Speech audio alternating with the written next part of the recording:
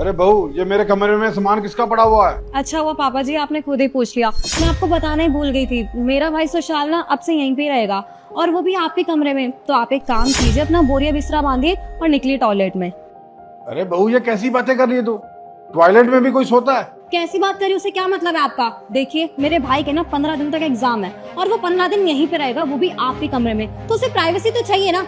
आप एक काम कीजिए, 15 दिन तक टॉयलेट में रह लेना। मैं नहीं चाहती उसे कोई भी डिस्टर्बेंस हो। तो बेटा मैं एक काम करता हूँ ना, मैं उसी कमरे में गद्दा बिछा के सो जाऊंगा और ये पढ़ाई करता रहेगा अपनी, इसे भी कोई परेशानी नहीं होगी। और बेटा मैं भी आराम से सो जाऊंगा वहाँ पे। अरे नहीं नहीं बाबूजी, देखो मेरे को होती है दिक्कत। आप उसी रूम में रहोगे मेरे साथ, मेरे को पूरा टाइम पढ़ाई करनी है, मेरे एग्जाम चल रहे हैं। और अगर आप रात को फर्श पे सोते भी हो और मेरे को पानी वानी चाहिए होगा, मैं निकलूंगा तो आपको हटाऊंगा थोड़ी, मेरे को दिक्कत होगी। तो थोड़े दिन आप मैनेज कर लो बाथरूम में, मैं चला जाऊंगा, फिर आप सोते रहना अपने रूम में। अब आप खुद ही समझिए ना, उसके एग्जाम है, उसे पढ़ना होगा। आप बार बार जाकर उसे डिस्टर्ब करोगे, इसलिए मैं नहीं चाहती कि उसे किसी भी तरह की डिस्टर्बेंस हो। आप 15 दिन टॉयलेट में रह लेना, क्या प्रॉब्लम हो जाएगी? अच्छा तो कोई बात नहीं बेटा, धर्मेंद्र तो 15 दिन के लिए बाहर गया हुआ है। तू एक काम करी, तू अपने भाई के साथ रह लियो, मैं तेरे कमरे में सो जाऊंगा। पापा जी अब कैसी बात करें, ऐसा नहीं हो सकता। अरे आपको नहीं पता, शादी से पहले हम सबके प्राइवेट रूम थे और प्राइवेसी नाम की तो कोई चीज होती है ना। अब आप खुद सोचो, मैं उसके साथ एक कमरे में रहूंगी, उसे तो डिस्टर्बेंस होगी ना, जो मैं चाहती ही नहीं। अरे मुझे तो एक बात समझ नहीं आ रही, अगर आप टॉयलेट में रह लोगे तो आपको प्रॉब्लम क्या हो जाएगी? मेम साहब, बाबूजी को सोफे पे सोने दो ना, मैं किचन में सो जाऊंगा। अगर मेम साहब बाबूजी बाथरूम में सोएंगे तो अच्छी बात थोड़ी ना है। अबे ओ नौकर, अपनी औकात में रह, समझ गया? ज्यादा बीच में बोलने की ना जरूरत नहीं है, अपने काम से काम रख। दीदी आपने ना इसे ज्यादा सर पे चढ़ा लिया, तभी हमारे बीच में बोल रहा, समझाओ इसे। अबे ओए रामू, तेरी जुबान ज्यादा नहीं चल रही? ये ना हमारे घर का मैटर है, तो बीच में ना फालतू मत बोल। और शायद तू भूल रहे, धर्मेंद्र भी ना घर पे नहीं है। एक लाफा ऐसा मारूंगी ना, तेरा चेहरा सूज जाएगा। तो अब से ना अपनी जुबान अंदर रख और अपना काम कर, चल। नहीं मेम साहब, मैं आगे से कुछ भी नहीं बोलूंगा, मैं काम करने चले जाता हूँ। और पापा आप, क्या हो जाएगा अगर 15 दिन आप टॉयलेट में सो जाओगे? मर जाओगे क्या? चुपचाप ना वहीं सो जाओ आप। बेटा मैं सब समझ रहा हूँ, तेरे भाई की पढ़ाई तो एक बहाना है। असल में बात यह है ना, तू मुझे तंग करना चाहती है। मेरा बेटा घर पे नहीं है ना, तू इसलिए मुझे परेशान कर रही है।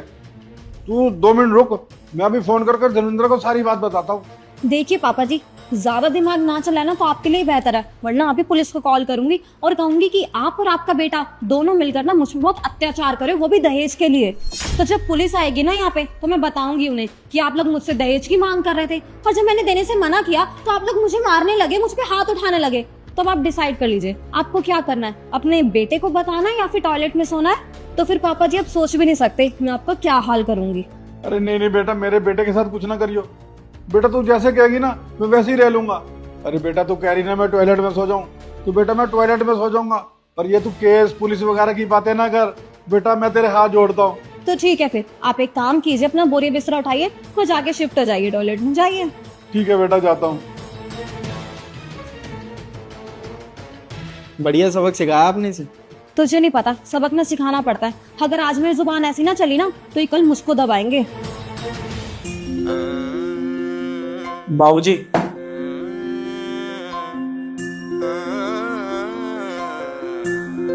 हाँ बेटा। मेम साहब आपके साथ जो भी कुछ करती है ना, मुझे देख के बिल्कुल भी अच्छा नहीं लगता। आपको ना परेशान होने की कोई जरूरत नहीं है, घर का जितना भी काम है ना मैं करूँगा, आपने सिर्फ आराम करना। बेटा जानता तो मैं सब कुछ हूँ, पर इस टाइम मेरी हालत ऐसी है मैं कुछ बोल नहीं सकता, और जैसा मुझे ये लोग बोलते हैं मैं वैसा ही कर रहा हूँ। बाबूजी आप एक काम क्यों नहीं करते, ये सारी बातें ना साहब को बता दो, शायद फिर सब कुछ ठीक हो जाए। बेटा चाहता तो मैं यही हूँ, मैं अपने बेटे को सब कुछ बता दूं, पर बेटा मुझे इसी बात का डर लगता है कि ये लोग मेरे बेटे को कहीं पुलिस केस में ना फंसा दे। बस बेटा सहता जा रहा हूँ, जो कह रहे हैं वही करता जा रहा हूँ। अरे बेटा तू ये सब छोड़, तू एक काम कर, जाके सो जा। अगर बहू ने देख लिया तो बेटा खाम खा चिल्लाएगी, मैं भी सो जाता हूँ। ठीक है बाबूजी, आप भी सो जाइए, मैं भी सोने चला जाता हूँ। बाकी आपको कोई दिक्कत लगेगी ना यहाँ पे सोने में तो रात में ना आप आ जाना, मैं यहाँ पे सो जाऊँगा।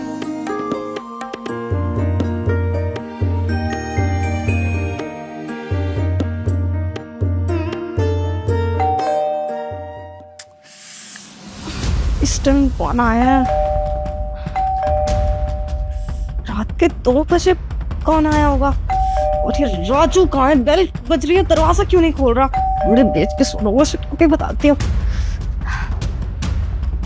राजू, ओए राजू, जी मेम साहब। सुनाई नहीं देता क्या? इतनी देर से बेल बज रही है।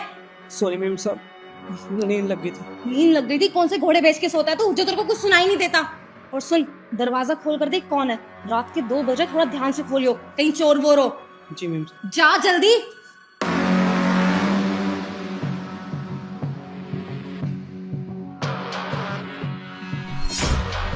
धर्मेंद्र, हाँ मैं तुम तो 15 दिन बाद आने वाले थे ना, तो इतनी जल्दी कैसे आ गए? जिस मीटिंग के लिए गया था वो मीटिंग ही कैंसिल हो गई। अरे ये सब छोड़ो, पापा कहाँ मेरे? पापा यार, रात के 2 बज रहे हैं, वो इस टाइम अपने कमरे में सो रहे होंगे ना। कैसे सवाल कर रहे हो तुम? और तुम भी थके हुए आए होगे। एक काम करो, चल के रूम में सो जाओ, थोड़ा रेस्ट कर लो, सुबह उनसे मिल लेना, उन्हें क्या भी डिस्टर्ब करना। पापा पापा पापा अरे धर्मेंद्र, ये तुम क्या कर रहे हो? क्यों नहीं आवाज दे रहे हो? मैंने बोला ना वो सो रहे हैं यार, उनकी उम्र का तो थोड़ा सोच लो। बुजुर्ग ऐसे नींद खराब करोगे तो सही नहीं रहेगा। उन्हें सोने दो ना, अभी कल मिल लेना उनसे। अरे पापा जी, आप वॉशरूम से बात, मुझे लगा आप सो रहे होंगे। ओ, मैं भी तो सो रही थी, वो अभी वॉशरूम गए होंगे आप, है ना? दिया, ड्रामा करने की जरूरत नहीं है, समझ में आया ना? मुझे सब कुछ पता चल चुका है। मेरे पीठ पीछे मेरे पापा के साथ क्या ड्रामा करती हो तुम? तुमने मेरे पापा को टॉयलेट में सुलाया। अरे इंसानियत है या तुम्हारे अंदर या नहीं? शर्म नहीं है ना तुम्हारे अंदर बिल्कुल भी दिया? अरे एक बार सोच के देखो, अगर मेरे पापा की जगह तुम्हारे पापा होते तो क्या हाल होता तुम्हारा? हाँ, तुम्हारी भाभी तुम्हारे पापा के साथ ये व्यवहार करती और तुम्हें पता चलता तो बहुत अच्छा लगता ना तुम्हें, हैं? कि तुम्हारे पापा एक टॉयलेट में सो रहे हैं, घर में जगह होने के बाद भी। देखो धर्मेंद्र, मुझे ऐसा लग रहा है तुम्हें ना कोई गलतफहमी हुई है। तो मुझे मौका तो दो एक्सप्लेन करने का, मैं तुम्हें बताती हूँ ना सब क्या है बात। ऐसा है दिया, मुझे सब कुछ पता चल चुका है, तो ये ड्रामा करने की अब जरूरत है नहीं, क्योंकि कोई फायदा नहीं है इस ड्रामे का, ठीक है? जो भी तुम मेरे पापा के साथ करती हो ना, वो सब राव जी ने मुझे पहले ही बता दिया। और मुझे पता है तुम इसकी बात पे विश्वास नहीं करने दोगी मुझे। इसने प्रूफ के तौर पे वीडियो भेजी है मुझे, इस तरीके से बदतमीजी से बात कर रही थी तुम मेरे पापा से। और जब उसने वो रिकॉर्डिंग भेजी ना मुझे, तो वो वीडियो देखने के बाद मुझे विश्वास ही नहीं हुआ कि मेरी बीवी मेरे पापा के साथ ऐसा व्यवहार भी कर सकती है। जो मेरे सामने इतने अच्छे से बात करती है, वो पीठ पीछे इस तरीके का व्यवहार रखती होगी। तुम मेरे पापा के साथ ऐसा कर भी कैसे सकती हो? दिया, आज तक मैंने तुम्हारे माँ बाप के साथ ना कभी भी ऊंची आवाज में बात भी नहीं करी है, तो बदतमीजी करने की तो बहुत दूर की बात रही। और तुमने बिल्कुल भी नहीं सोचा मेरे बारे में। तुम्हारे माँ बाप की इतनी इज्जत करता हूँ, उसके बाद भी मेरे पापा के साथ ऐसा व्यवहार किया तुमने, जानवरों की तरह सलूक किया इनके साथ, टॉयलेट में सुलाया। अरे भला कोई इंसान ऐसे कर सकता है क्या? तो क्या बोला था तुमने मेरे पापा से? यही बोला था ना कि अगर मेरे पापा मुंह खोलेंगे तो तुम उल्टा केस डाल दोगे हमारे ऊपर, पुलिस में कंप्लेंट करोगी। लेकिन अब तुम परेशान मत हो, बाकायदा सारे सबूत है मेरे पास, विद प्रूफ्स, वीडियो के साथ, ठीक है? अब देखते हैं कौन किस पे केस करता है और कौन पहले पुलिस बुलाता है। धर्मेंद्र, मुझे प्लीज माफ कर दो। मुझे पता है मुझसे बहुत बड़ी गलती हो गई और मैंने बहुत गलत किया अपने बाप समान ससुर के साथ। आइंदा से ऐसा कभी कुछ नहीं होगा। मुझे प्लीज माफ कर दो। मुझे पता है मैंने बहुत गलत किया, उन्हें टॉयलेट में सुला के। और पापा जी, आप मुझे प्लीज माफ कर दीजिए। दिया, ऐसा तो तुम दोबारा जब करोगी ना, जब मैं तुम्हें मौका दूंगा दूसरा, इस घर में नहीं रह सकती अब। इसलिए कह रहा हूँ प्यार से कि अभी की अभी अपने भाई को बुलाओ और अपने भाई के साथ बोरिया बिस्तर उठाओ और निकल जाओ मेरे घर से। नहीं नहीं नहीं नहीं बेटा, बहू को ऐसे घर से बाहर ना निकाल। मैं नहीं चाहता मेरी वजह से तुम्हारा घर टूट जाए। नहीं पापा, माफी गलती की दी जाती है, और जो जानबूझ के किया गया हो ना, उससे गुनाह कहते हैं। इसने गुनाह किया आपके साथ। एक बहू भला अपने ससुर के साथ ऐसा व्यवहार कैसे कर सकती है? और अगर वो अपने ससुर के साथ ऐसा व्यवहार कर सकती है ना, तो वो इस घर की बहू है ही नहीं।